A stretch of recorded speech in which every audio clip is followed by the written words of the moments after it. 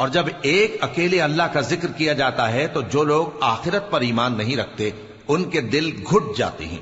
اور جب اللہ کے سوا اوروں کا ذکر کیا جاتا ہے تو فوراً خوش ہو جاتے ہیں۔ کہو کہ اے اللہ، اے آسمانوں اور زمین کے پیدا کرنے والے، پوشیدہ اور ظاہر کے جاننے والے، تو ہی اپنے بندوں میں ان باتوں کا جن میں وہ اختلاف کرتے رہے ہیں فیصلہ کرے گا۔ اور اگر ظالموں کے پاس وہ سب مال و متاع ہو جو زمین میں ہے اور اس کے ساتھ اسی قدر اور ہو تو قیامت کے روز برے عذاب سے رہائی پانے کے بدلے میں دے ڈالیں، اور ان پر اللہ کی طرف سے وہ امر ظاہر ہو جائے گا جس کا ان کو خیال بھی نہ تھا، اور ان کے اعمال کی برائیاں ان پر ظاہر ہو جائیں گی، اور جس عذاب کی وہ ہنسی اڑاتے تھے وہ ان کو آ گھیرے گا۔ سو جب انسان کو تکلیف پہنچتی ہے تو ہمیں پکارنے لگتا ہے، پھر جب ہم اس کو اپنی طرف سے نعمت بخشتے ہیں تو کہتا ہے کہ یہ تو مجھے میرے علم و دانش کے سبب ملی ہے۔